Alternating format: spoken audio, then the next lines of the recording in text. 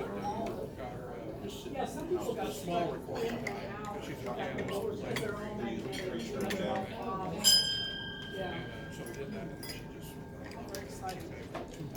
Good afternoon, everybody. Looks like Mother Nature once again has kind of muted our turnout slightly, but that's okay. Welcome to the Tuesday noon meeting of the Rotary Club of Tulsa-Will Rogers, the friendliest club in Rotary District 6110. All stand as you're able for the pledge. I pledge allegiance to the flag of the United States of America and to the republic for which it stands, one nation, under God, indivisible, with liberty and justice for all. Please be seated. What a wonderful day in spite of everything to be a Rotarian, and especially a Will Rogers Rotarian. I'd like to welcome all of our guests, I guess officially, Assistant District Governor Laura Garrett. Welcome. Thank you. And you brought a guest? I did. This is Sandy. She lives in my building, so we're neighbors. Wonderful. Hope you like what you see, Sandy. Thank you. This is quite the best meeting. If you had to choose one meeting during my president year to attend, this is the one. Also, I'd like to recognize our District 6110 Foundation Chair, Ed Hardesty. Welcome, Ed. And let's see, we have some news on the employment front, right, Evan? Oh, yeah. Yeah. So what's happening? I got kind of headhunted by another nonprofit. In order to apply for it, I had to put my resume online. While doing that, got me matched with a couple other nonprofits. Long story short, I'm switching jobs. July 6th will be my last day at the Day Center. And on July 10th, I'll start doing communications for the Opportunity Project. It's a group under the Tulsa Community Foundation that works with after school and summer reading programs with Tulsa Public Schools.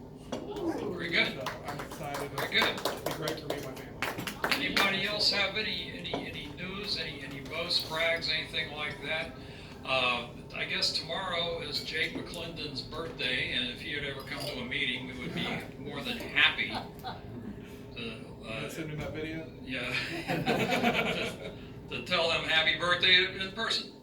Let's see. We do have a bit of well, let's see. Back before we get immersed in too much district business, that thing you saw in the email last week about I stumbled across totally by accident. I went out to MSNI last Wednesday to drop off some donated supplies, and BJ told me that we were working that weekend. I said, "You sure?" I had no idea anything about this, and come to find out, and please don't tell her I said this, our incoming president was booking the same date for next year, 2024.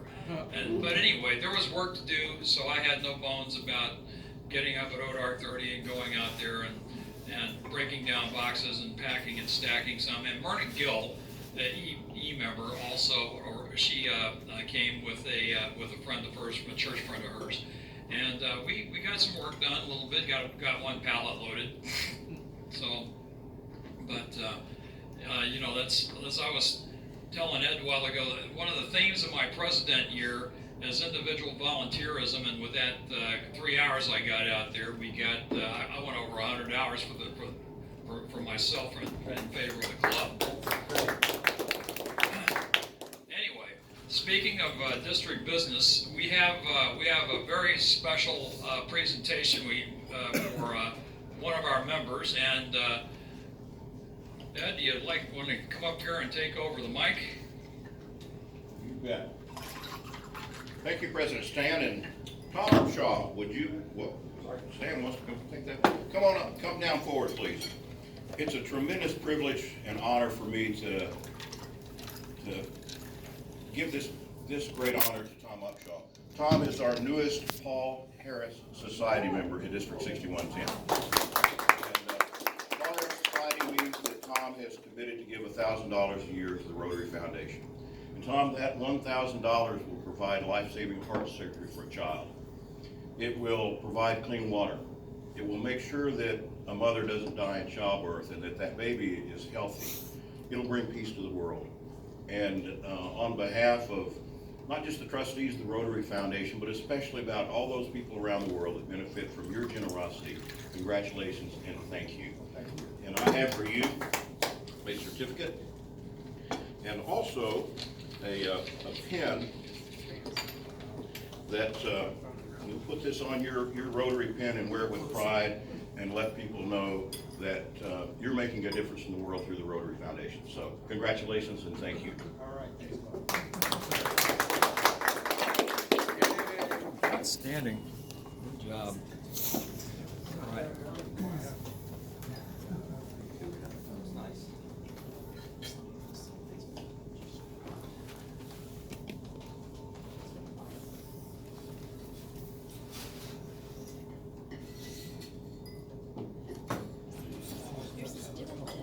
Been looking forward to this meeting for a long time. And when I was doing the legwork to book our speaker today, I presented at the church studio to speak with our speaker, Willis Allen. And he greets me, and he is wearing a hat identical to mine. That's how I knew this was going to go down like an ice cream cone. Willis is the senior docent at the church studio. And Willis was born in Tulsa and has lived here most of his life, only leaving to serve in the Army and work a job in Muskogee.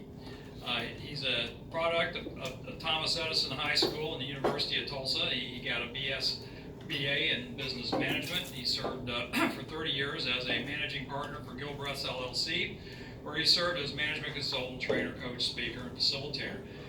He also taught leadership for the Department for Executive and Professional Development at the University of Tulsa, and Willis recently retired from both positions. And Phil is full-time with home improvements, yard care, training, a new puppy, and volunteer activities. There's that big V word, volunteer. He likes sports, American Indian art, and reading. He is an active alum of the University of Tulsa and Sigma Chi fraternity. Since retirement, Willis has been a volunteer and docent at Gilcrease Museum, until it of course closed. And currently, he is the docent at the church studio, Tulsa Zoo, Philbrook Museum, and the Oklahoma Aquarium. So, with that, Willis, would you like to come up, take the mic, and let us know what's happening at the church studio? I don't think I need that. If anybody can't hear me, raise your hand. Yeah, I wore a different hat today because we're both pretty good looking and I was afraid you would get us confused. So, by having different hats, maybe that won't happen. Some of you may be familiar with, they used to have these videos, workout videos, and where it was called,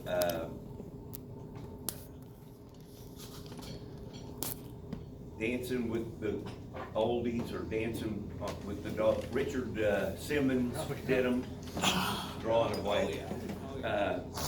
But if you come to my house, you're not dancing to the oldies, you're gonna be sweating. It was sweating with the oldies. There we go. You won't be sweating to the oldies at our house, you'll be sweating with the oldies at our house because we still don't have any power. But I really appreciate the opportunity to share with what's going on at the church studio. We are one of the 5 best recording studios in the United States. A lot of people don't know that. When I first met Teresa Knox, the lady that owns it, it was because I was looking for another place to volunteer after Gilcrease closing, and when she found out I'd been a docent at the museums and the zoo, and you go through months of training when you go through their things, she said, I think we're gonna do tours. So would you help me develop a tour and then train some people to give tours? And I jumped on that. It's a good thing we did because the first week we were open, we had 4,300 people come through. So it's been a very popular thing. It is a Tulsa treasure that was on the verge of falling down.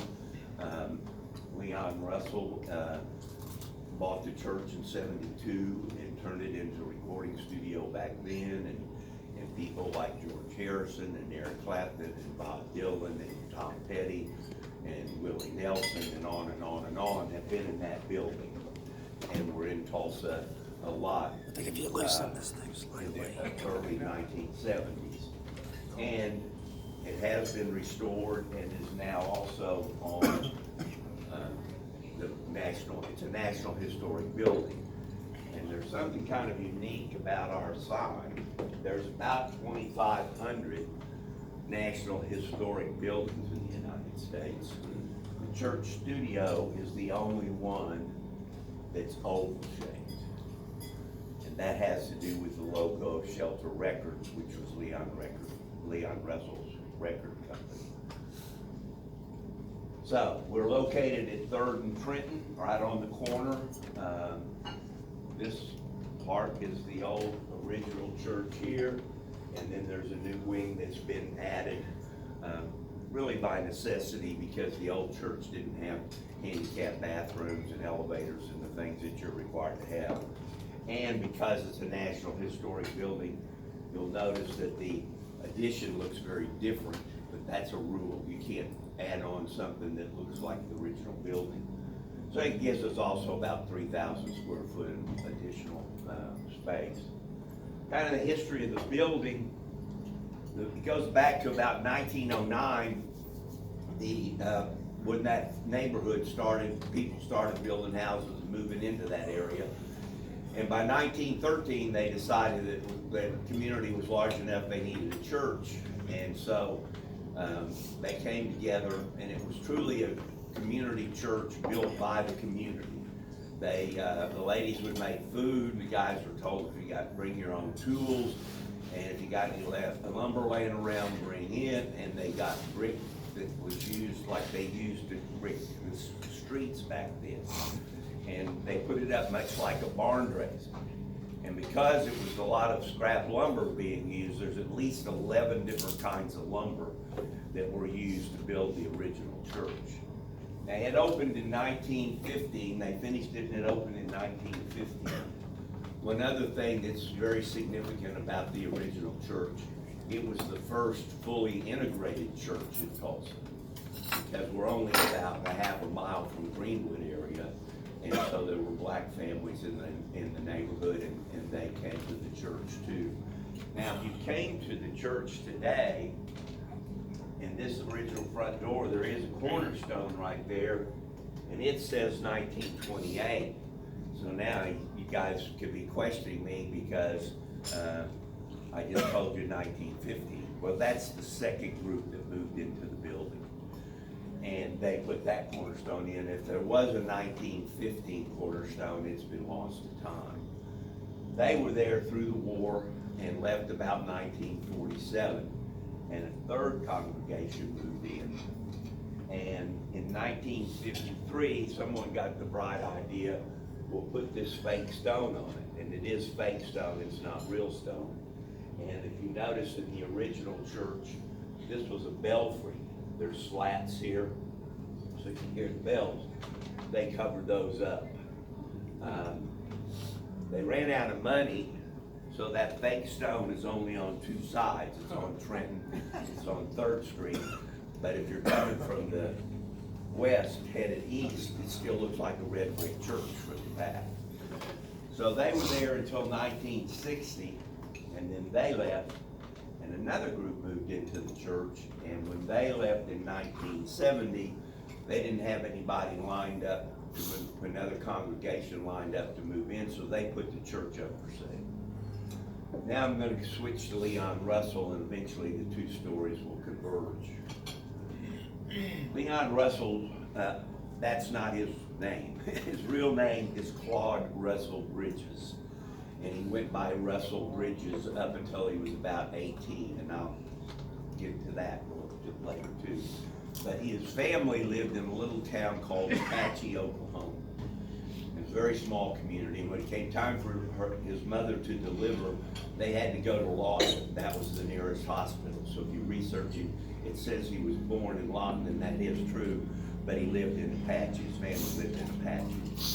in the delivery, they think maybe the doctor used forceps, but it damaged Leon's Russell Bridges spine, and he had cerebral palsy. His right hand was weaker than his left hand, and his right leg was a little bit shorter than his left leg. So he always had a limp, and he had this weakness in the right hand. It wasn't bad because his mom didn't even notice it till he was like 18 months. But they're an Apache, what are you gonna do about it? You know, you just live with it. She was a devout Methodist and went to church anytime the church was open. And he was the baby, so he always went with them too. And one Sunday afternoon after church, they were preparing a meal and music started coming from the parlor. And it was a 4-year-old Russell Bridges playing the piano, playing the hymn Trust and Obey that he'd heard in church that day. So they knew he had a gift. And his mother started getting him piano lessons, got him in the school band, all things music. He never was particularly good at sports because of the weakness of his right side, so he gravitated to music. It was a natural thing for him. And he said at first he was kind of bitter that he had this handicap, but he said if it hadn't been for that, I might have ended up being a used car salesman in Texas. So he later learned to appreciate it.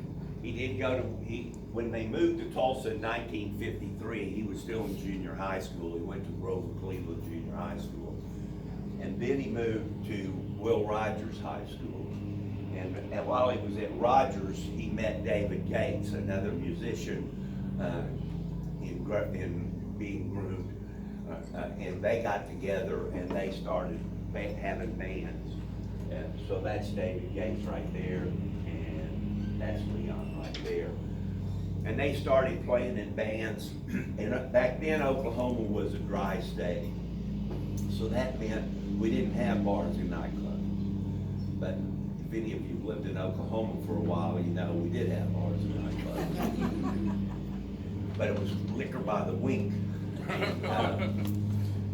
So because we didn't have them, there were no laws about how old you had to be to go in them.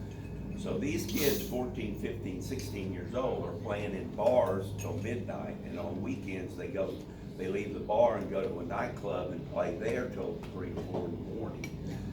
So, and they get paid $10 a night in all the beer they could drink. So it's an absolute miracle they graduated from high school, honestly. David Gates, they did both graduate. David Gates went on to OU and he got a degree there. Leon had applied to the University of Tulsa, and while the process was in process, Kane's Ballroom called him. And they said, Jerry Lee Lewis is coming to town, and this was kind of after Jerry Lee Lewis had fallen from grace by marrying his cousin and stuff, and he was trying to rebuild his career. He didn't have bands, so he would call ahead to wherever the venue was and say, do you have a house band, or could you have a local band that could back me up? And when they called Kane's, they said, man, we got a band for you. This kid's a piano player, and he already does a lot of your stuff. So when Jerry Lee got here, they got to talking how they were gonna do the show and rehearsing a little bit. They only had one problem. They were both piano players, and Kane's only had one piano. So they decided Leon would open it up, and then the main show would be Jerry Lee Lewis. He'd be the headliner. But the band were all these Tulsa guys, these Tulsa kids. And the thing went so well that Jerry Lee Lewis said, I'm tired of having to hustle bands and practice with new bands. And he said, would you guys like to go on the road with me? And of course they jumped on it. Leon was only 17. He graduated from Will Rogers when he was 17, which is very young. And the reason for that was in Apache, they didn't have kindergarten. So he started first grade at the age kids here would have started kindergarten. So he was only 17 when he graduated from Will Rogers, and he was only 17 when he went on the road with Jerry Lee Lewis. He has a song, Home Sweet Oklahoma, where he says, I'm barely 17, dusty Oklahoma's all I'd ever seen. Well, that song's about him going out on the road. And he traveling with Jerry Lee Lewis, and it's kind of going around regionally, and they get to Kansas City in November, and for some reason, Jerry Lee Lewis couldn't perform. So Leon did his opening act, and then he did Jerry Lee Lewis's act, and nobody asked for their money back. So that gave him the push, I'm gonna take this to the next level.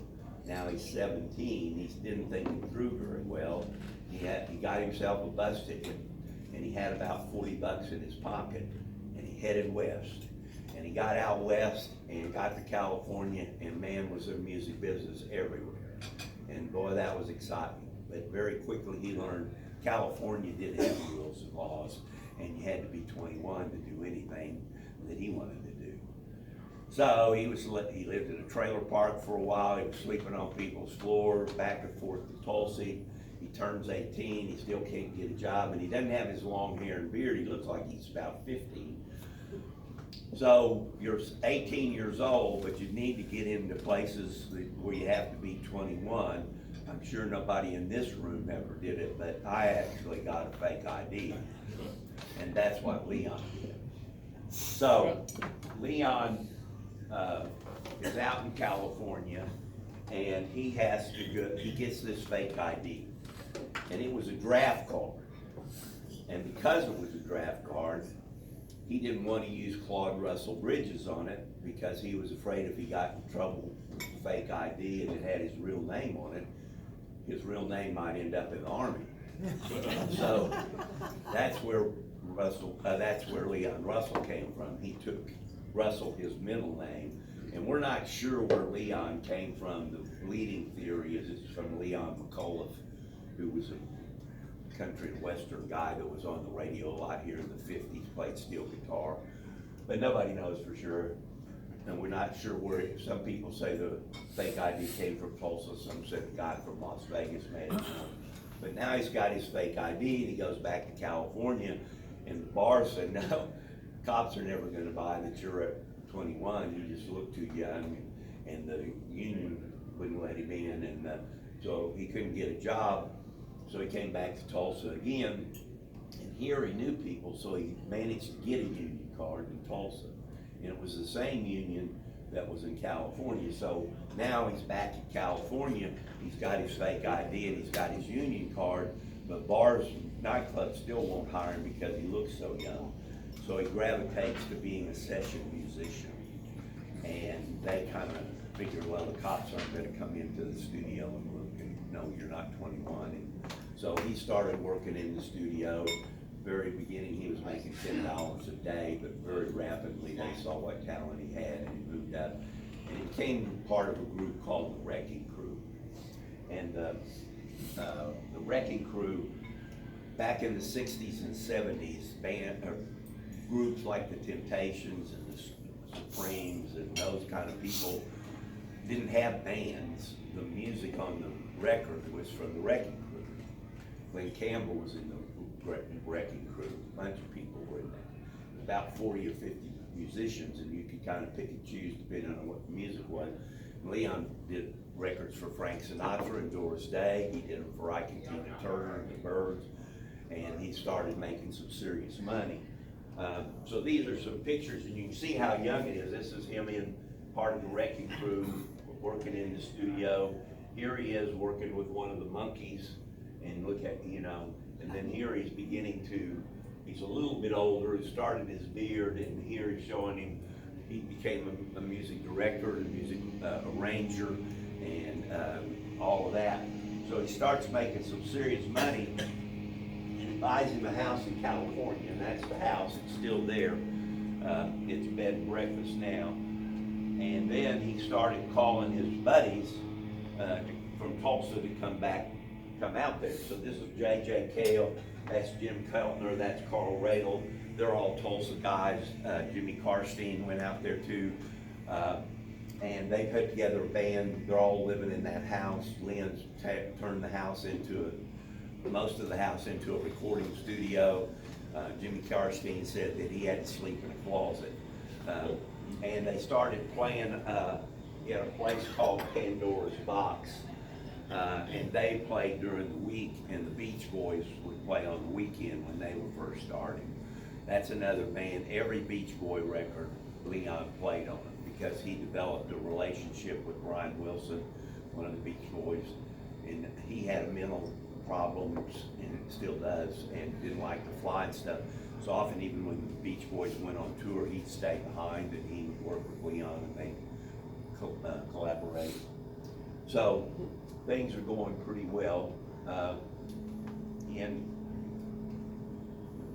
I'd say they're going pretty well, but the big record companies are really taking advantage of people. And in 1967, they had the Monterey Pop Festival, and that was put together by the Mamas and the Papas. And if you see a video of that concert, everybody's sitting in a chair, everybody's kind of dressed like we are today, and they're listening or attending a concert. Well, they went there, the people, to see, they thought they were gonna see the Mamas and the Papas, and maybe Crosby, Stills and Nash and stuff. But who they ended up seeing was Jimi Hendrix setting his guitar on fire, Janis Joplin and The Who breaking their guitars and everything. And that just put the whole music thing into a tailspin. And all kinds of new people were trying to get in, and the bands were starting playing their own music. And so things got crazy in California. And so Leon had met a guy named Denny Cordell, who was a producer from England while he was a studio musician. And they decided in '69 that they would form Shelter Records. And Shelter Records logo, that's the original logo, was an A. We're gonna shelter you as a musician. And we've got Superman in there, we're gonna protect you from the big bad record companies. And they thought by putting Superman logo upside down, they'd get by the copyrights. DC Comics had a little different spin on that, and it cost them $2 million, and every record that had this on it, they had to do that too. And it eventually just evolved into this, and that logo is why our sign is egg-shaped. Teresa got special permission because of that logo. Well, now, the first thing Leon wants to do now that he has a record label is, of course, put out a record. Because at this point, he's well known within the music business, but nobody knows about him outside of, he's not playing any concerts or anything. So he wants to make an album, and they made some enemies by forming a competing record label. And so Denny said, let's go to England, where he was from. I know some guys over there, and we'll make your record over there. Well, on that first record, just a few of the guys he threw together were George Harrison and Ringo Starr and Eric Clapton, Bill Wyman, Charlie Watts, Steve Winwood. On vocals, they had Mick Jagger and Joe Cocker. So he had half the Beatles and half the Rolling Stones on that first album. And if you see a complete list of everybody that played on that first album, probably 65 to 70% of them are now in the Rock and Roll Hall of Fame. So he now has a record label, and he has a record, and things are going pretty well. Denny also was Joe Cocker's manager. And Joe Cocker was an English singer, but he came over for Woodstock in '69, and they made a movie of Woodstock, and the United States kind of discovered it, and they thought he was pretty cool. And so Joe was known to take a drink or two, and somewhere in all the hubbub of his newborn success, a contract got signed that he would do 48 shows in 56 days in the United States. And another thing happened after Woodstock, his band quit him. So it was just him and a guy named Chris Stanton was all that was left. Chris Stanton still plays with Eric Clapton today as a keyboard guy. So the guy that had the contract was not very forgiving. He said, you will do this or you'll never work in the United States again. Then he gets on the phone, calls Leon and says, Leon, we need a band now, and will you do it? And Leon had a bunch of things. I'm in charge, I say who goes, I'm the music director, I select everything, They didn't have time to negotiate, yes, yes, yes, and now he's in charge. So who can he get as a band real quick? Tulsa guys. And so the Tulsa guys and a couple others that were on Shelter Records became the Mad Dogs. and the Englishmen were Joe Cocker and Chris Stanley. So they had this band, Mad Dogs and Englishmen, and they did those 48 shows. And that was a grueling tour at best. Leon had been such a nice guy. Somebody come up and say, can I take my girlfriend? Sure. Can I bring my husband? Sure. Can I bring my kids? Sure. Can I bring my dog? Sure. The dog had puppies. A lady named Linda Wolf wanted to take, she was like 18, she wanted to get into rock and roll photography, but come on, Linda. Guy said, I've got 5 guys, we've got a film crew, can we film this thing? Sure, come along. So they had 54 people in the entourage, plus the 20 in the band. So there's 75 people to try to move around. So right up there, with no other things to worry about, it's a logistical nightmare. But it became a logistical disaster when they got in the South, because several of the people in the band were black, and they couldn't get hotels, they couldn't get food, and it was awful. Everybody was using beer, drinking beer, and using marijuana when they left, but by the time it was over, they were all on cocaine and stuff. It was getting pretty serious. They were, I mean, people, Rita Coolidge's boyfriend beat her up. I mean, there was just deep jealousies. People were switching partners, and I mean, it got to be kind of crazy. So when it was all said and done, Joe Cocker's check, his check for the whole tour was $200.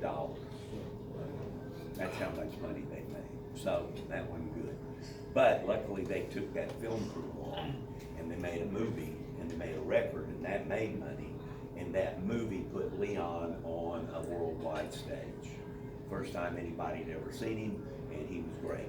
And so he's now beginning to build an audience out there in the thing. So these people are just the people that were in the band. There were 10 in the band and 10 backup singers. That's Joe Cocker, and that's Leon and Joe Cocker there.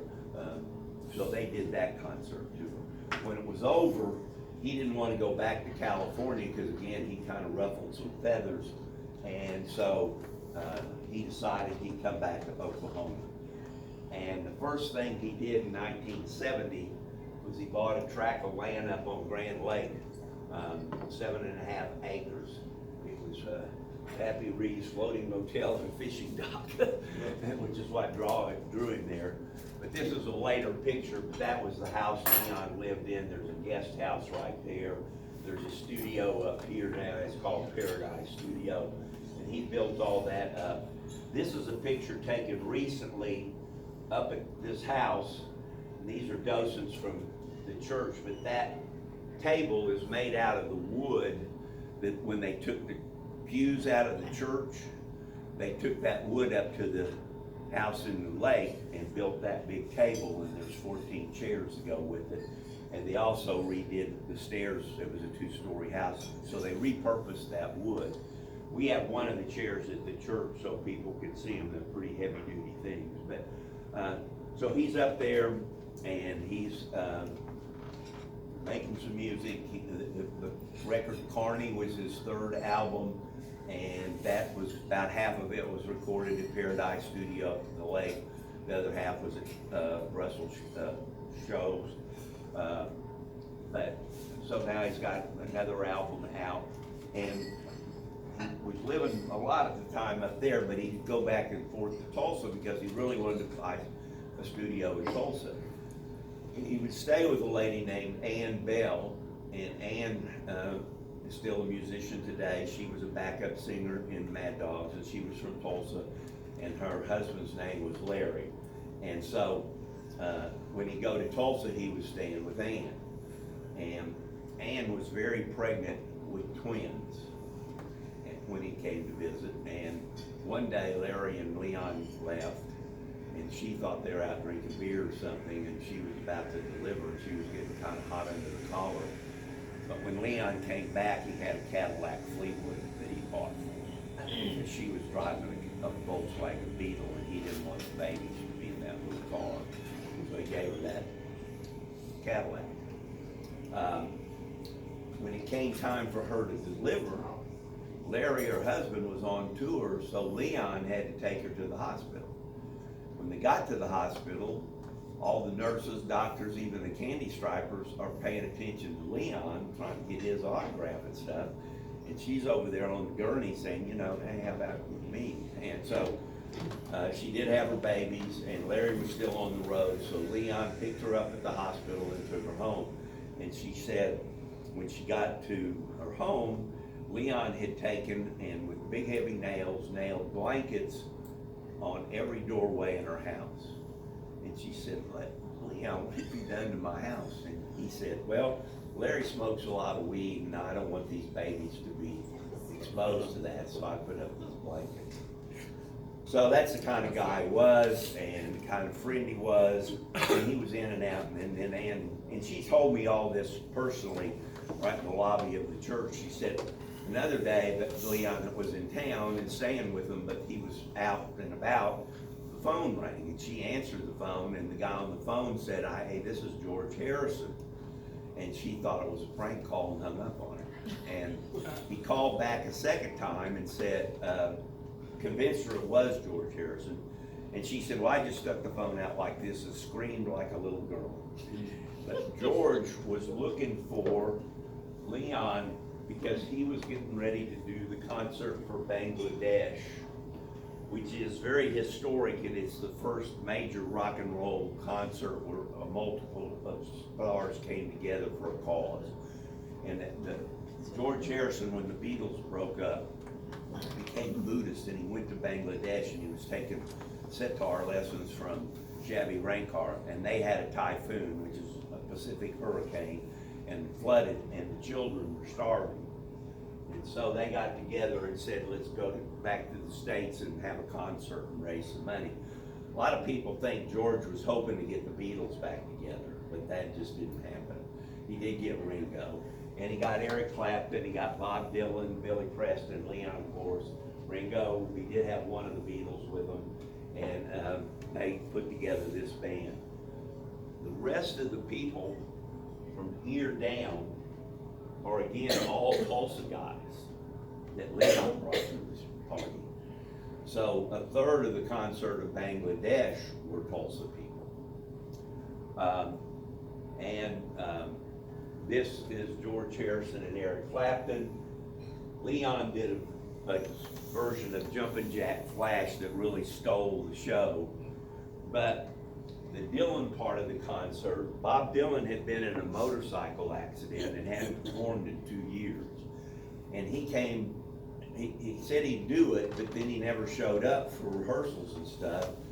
And so the day of the concert, he showed up and says, well, I will go on if, he said, I don't know this band, I don't even know some of these guys, I haven't rehearsed, but if George, if you and Leon will go on with me, I'll do a set. So they did a set, the three of them, they did 5 of Dylan's songs. And this was right when he was in his heyday. And if you notice in this picture, it's kind of hard to tell from where you're sitting probably, but Leon's actually playing a bass guitar, which that's the only time we know he ever played the bass guitar on stage, but it just showed how versatile and how much confidence Dylan had in him to do that. And after the concert for Bangladesh, there was another movie and another album, and that album was Record of the Year. It was a real fancy 3-disc, you know, with pictures and everything. And so now there is Leon's on the big stage again in 1971. So back to Tulsa and back to the search. And on March 1st, well, actually how he came to buy the church, his girlfriend's name was Carla Brown at the time. She was a full-blood Creek Indian from Tulsa, but he had met her in California. And Carla had been invited to a party, or her girlfriend that she had gone to California with said, I've been invited to a party, and it's a guy from Oklahoma, do you want to go?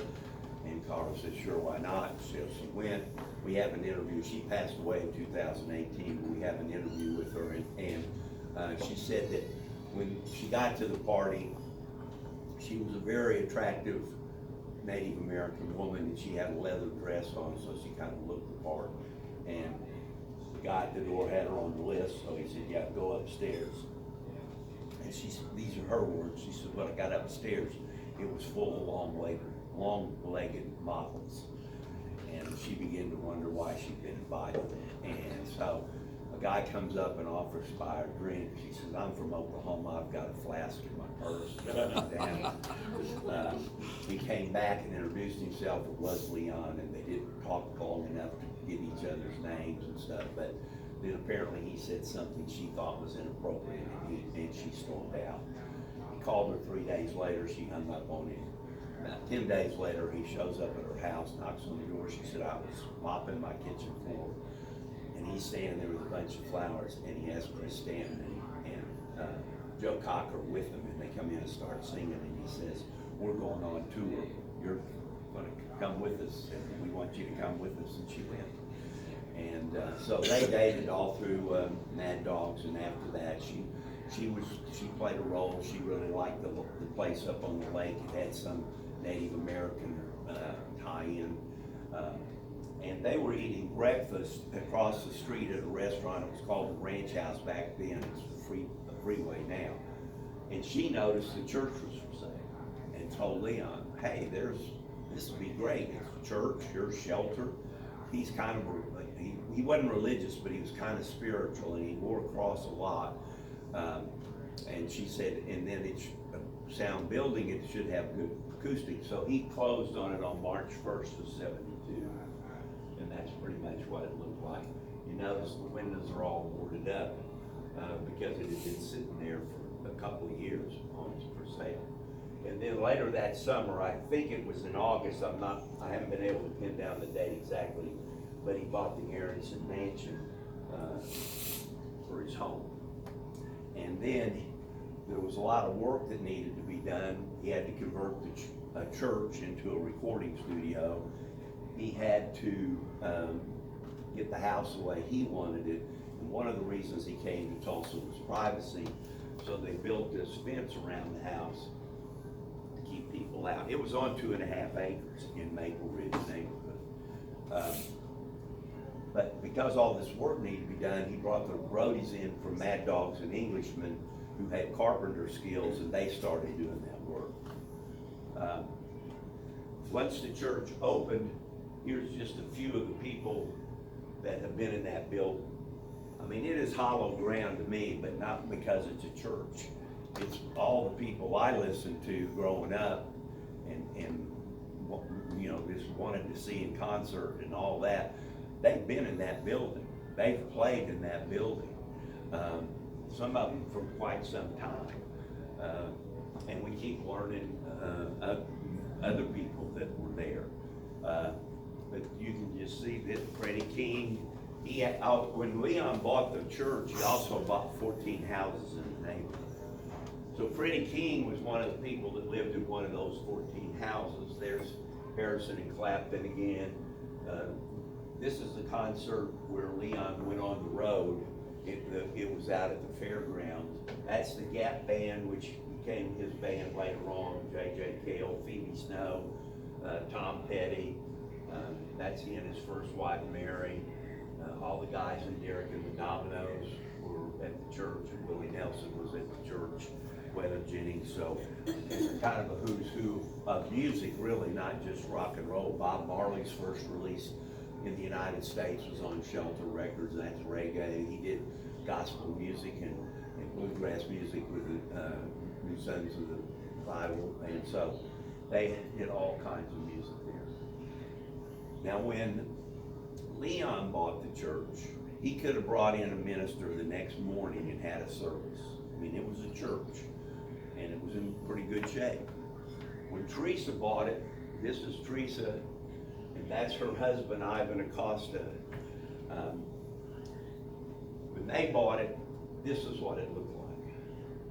Water had been waist high in the lower level. Homeless people had been in there. There was human waste. There were dead animals. There were needles. She even found a gun. So the first thing they had to do was clean all that trash out. And then they had to stabilize the building because it was over 100 years old, and get to work on fixing it. Ivan told me they've been married almost 25 years. he told me that when she bought it sight unseen. She saw it was falling down, she was a big Leon Russell fan. She went down to the courthouse or wherever you go to see who owned the building, found that guy. She met him at Hodges Ben's Bar, which is just up the street. They worked out a deal on a napkin and she bought it sight unseen. So when she went in there with Ivan, he told me, he says, that's the closest I've ever come to divorcing her. It was a mess. So they went to work, remodeling, rebuilding. They added the addition to the building. You can see there where it ties in.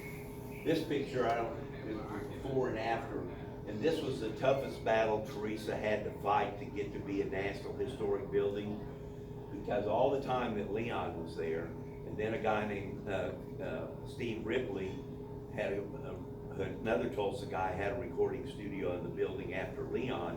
They'd always had plywood over the windows, and the National Historic people were saying you gotta leave the plywood. But she convinced them that it was gonna be a working recording studio and that wouldn't work, and so we now have triple pane soundproof glass there now.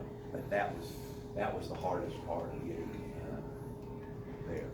So it was in 2017, it wasn't even finished, but she got it made into a National Historic Building. Now when you come in, this is the ground floor, that statue's right there. You come into a gallery, and in that gallery, it looks a lot like this. This is various stages. This was very early on when it first opened. But kind of to tie the new building in with the church theme, she had this cathedral ceiling made, and that's solid walnut. And then you see this here, and you can kind of tell from this picture that looks like a church. But what's hanging there are 600 little tubes suspended by a fishing line, and the only place you can see the church is right by the front door. There's one sweet spot. If you stand there, it looks like a church. If you look, a guy at the Discovery Lab here in Tulsa made that. Now it's pretty much an art gallery. We've added, these are Patrick Gordon paintings. These are all guys that were on Shelter. And this artist had done album covers for those 4 people. So Teresa went out and found him, and he did portraits of the 4 guys. So there's a lot of history there. And if you went on a tour, you get some of that stuff I told about the history of the church. And there's other interesting things in that. Then you go into the archives. When Teresa was 9 years old, she started collecting Slurpee cups with rock and roll people. Teresa was the youngest of 8 children in her family, and had a very bad childhood. She was the only one of the 8 children that graduated from high school. 4 of her siblings are dead because of overdoses. And she's taking care of her brother who's severely handicapped because the dad beat up the mother while he was drunk. But she started collecting, and she said the only thing I had that I felt was mine and mine alone was the radio. And that's how she got interested in rock and roll. And then Leon was from Tulsa and she was from Tulsa, so she kind of gravitated to him. And that's how all this stuff got started. So by the time she bought the church, she had 5,000 pieces of stuff she collected in boxes. And so we have an archive there, and these cabinets are just like the Smithsonian has. There's $250,000 worth of cabinets in that room, and it's all temperature, humidity controlled. And we have 2 full-time archivists going through all that stuff and getting it organized, and some of it has to be digitized and trying to preserve it. And the drawers can be rotated, so when they finish the drawer, they can put a different one, and because you can look down from the top and see what's in the top drawer. Does that make sense? And so if you went through the tour, you'd see stuff today. If you went 90 days later, it'd be different stuff because they would have gone through more of it and got it ready. This is the Carney album, and notice there's a mirror on the cover where we have the mirror. This is a guitar that Steve Ripley made for Leon. And if you notice, it's got a few more knobs than you normally would see. They started off, Steve was wanting to make him a guitar that compensated for his weakness in the front end. Then those guys are creative. Next thing they said, well, maybe we could make each string a separate track. So they added more knobs. And then maybe we can make this thing stereo, and they added some more knobs. And then it really wasn't working, so they got Bob Dylan involved, and he has one of these guitars with all the knobs on it, and it's in our museum here in Tulsa also. And they also had Eddie Van Halen involved, but there's only the three because it didn't work. So it's unique and special, but it didn't work. This is a sequin suit. We have the whole suit from hat to boots, but the jacket is currently on loan to the Rock and Roll Hall of Fame. And then this is the plaque that Leon got just recently when he was inducted into the Oklahoma Hall of Fame. The family does not get along with one another. They've not been very cooperative with Teresa. We've got stuff from them, but we had to buy it. When he got this award, obviously it was posthumously, but he has 6 kids and a widow, and none of them showed up to get the plaque. So Teresa accepted it on his behalf. We're also branching out to where we're not just about Leon Russell, it's the Tulsa Sound. This is brand new. This is Roy Clark's widow. She donated this bust, and she's got stuff, and so this corner is going to be the Roy Clark exhibit.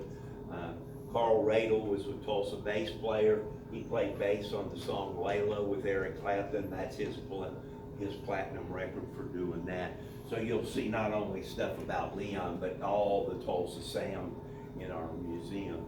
Then you go upstairs, and this is where the studio is. There's the control room and the recording studio. We call that the live room. But that's our soundboard, right? That's our analog soundboard. It's a Neve. A Neve is the Rolls Royce of soundboards. It's analog.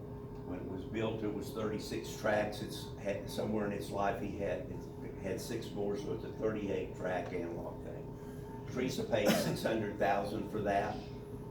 No, she paid $300,000 for it. Then she paid another $300,000 to have it totally rewired and everything.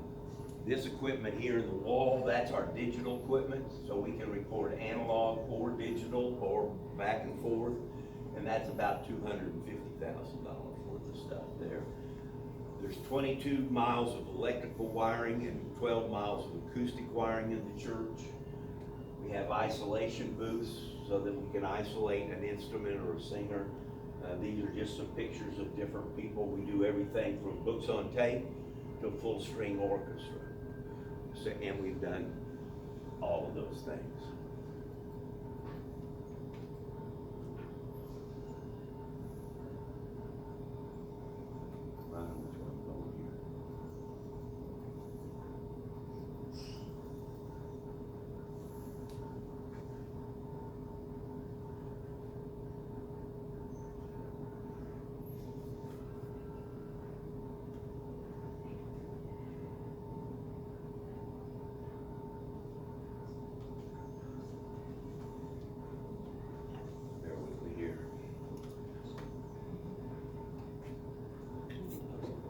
I was on such a roll.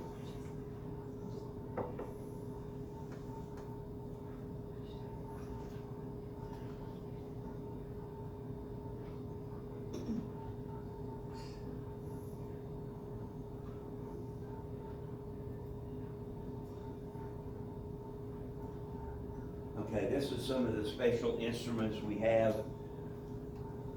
This is piano belonged to Dan Fogelberg, and Nora Jones used it on a couple of her albums.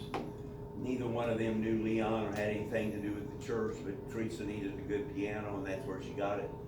Nora Jones' father is Rabbi Shankar, so there is a tie-in with the concert in Bangladesh. This is a Hammond B3 organ with a Leslie speaker, which is your quintessential rock and roll organ. We have Jamie Oldecker's drums. He's a Tulsa guy who played on at least 10 of Eric Clapton's albums. He passed away about 3 or 4 years ago, and his wife donated his. We have about 5 different kinds of electric piano. This is a 24-track, 2-inch analog tape recorder. There's fewer than 100 of those in the world that even work anymore. Ours has less than 200 hours on it because we got it from Disney and they never used it. And then we have a closet where we store microphones, and we have $250,000 worth of microphones. This one microphone right there costs $35,000.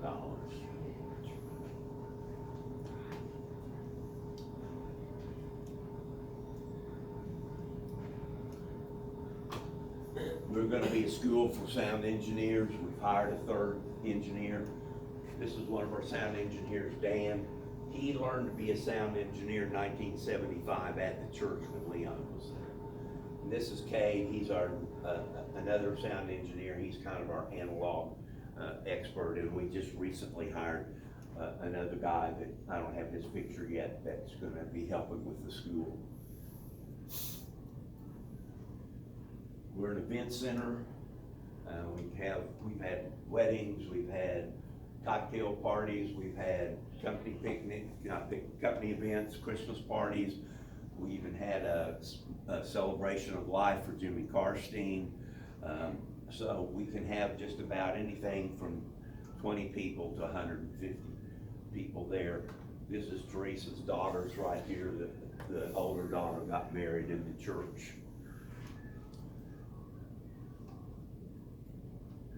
Then we had these legacy concert series.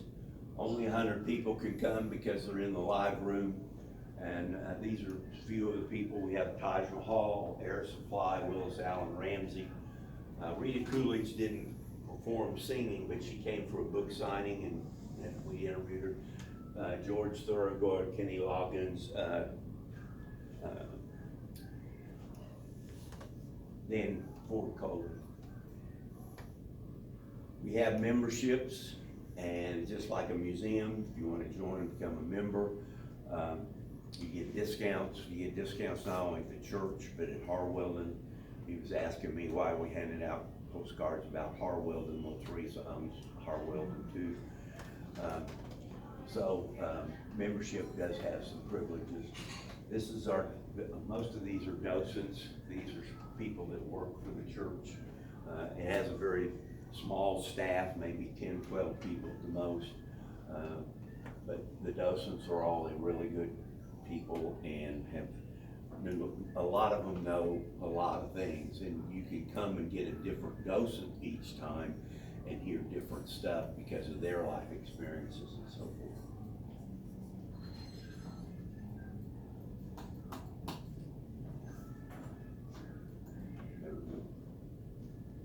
We also have, this is why I volunteer. This is Olivia Harrison, George Harrison's widow. She's been there. This guy's the keyboard player for Journeys in the Rock and Roll Hall of Fame. I took him and his wife on a tour. This is a band called Dropkick Murphy. They did 2 albums of Woody Guthrie music at the church. And they're up on the roof of the church, and they did a video of one of their songs up on the roof of the church. That's Ray Riley Hubbard and his son. That's George Thorogood. This is Stan Wadey. I don't know if you know who he is. He plays the bad Indian. He won an Academy Award. He was the bad Indian in Dancing with Wolves. He was the bad Indian in The Last of the Mohicans. He's an actor, he's not a musician, but when Leon left the church, a Native American group were there for a while, and they had drug and alcohol rehabilitation center, acting classes. They had made a community center with a dance hall up there, and he was part of that. He got sober there, and he got to learn to be an actor there, and he just stopped by the other day, and we got to Joe Bonamassa. This is Lainey Wilson. A week after she was with me on the tour, she won 4 GMA awards. I'm sure I had a lot to do with that. And Nick Mason is the drummer for Pink Floyd, and there he is playing Jamie Oldecker. This is David Teagarden, who's a Tulsa guy. He won a Grammy playing with Bob Seger. So all the time these people are coming in, and most of them are very nice, and so you know, if you come and take a tour, you never know who might be there. I mean, I would say 70% of the people who come into Tulsa to do a concert will show up at the church the next day. They're very interested. Then annually we have a Carney Fest, which is a big festival kind of set up like a 1970s state fair atmosphere.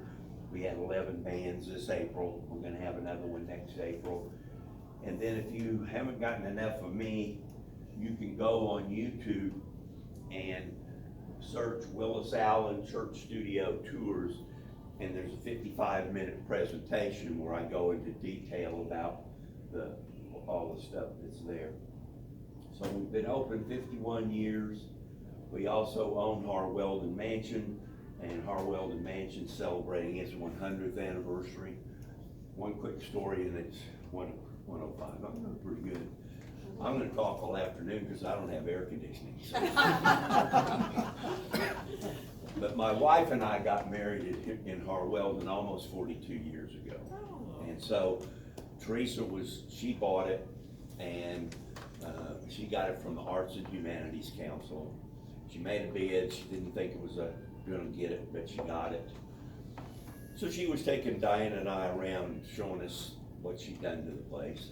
And she said that when she bought it, she paid $2.9 million for it. And she said, I had $600,000 in the budget to paint it and fix it up.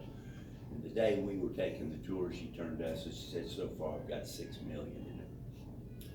And then a guy comes down the steps, and he's got a little bag with him, and he was staying in the bed and breakfast upstairs. And he said hello to Teresa, and she was back and forth. Teresa asked him if he needed a ride. He said, no, somebody's coming to pick me up. And then we chit-chatted, you know, about the weather and this and that. He was a nice guy, and we talked for 5 minutes maybe. And then he asked Teresa, said, can I go play piano over here? And she said, oh, sure, go ahead. He said, well, I'm waiting on the ride. I'd just like to play the piano. She said, go ahead. And then she turned to me and Diane, and she says, you know who that guy is? No, we didn't have any idea. It's the guy that wrote the musical Wicked. So he put on a little private concert for me and my wife. It was just, so cool stuff like that's happening all the time.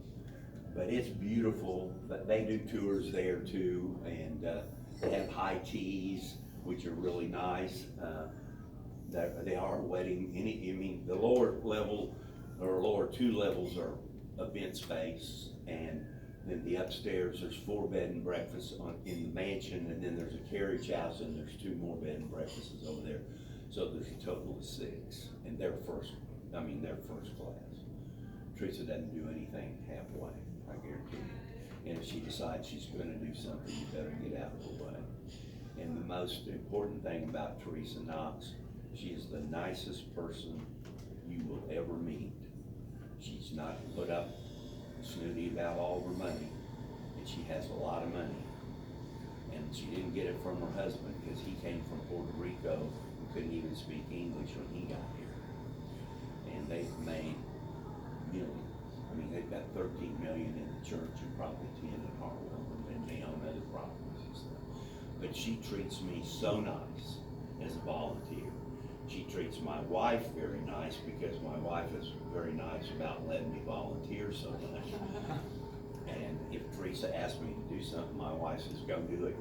She's her buddy. So come and see us. We do tours.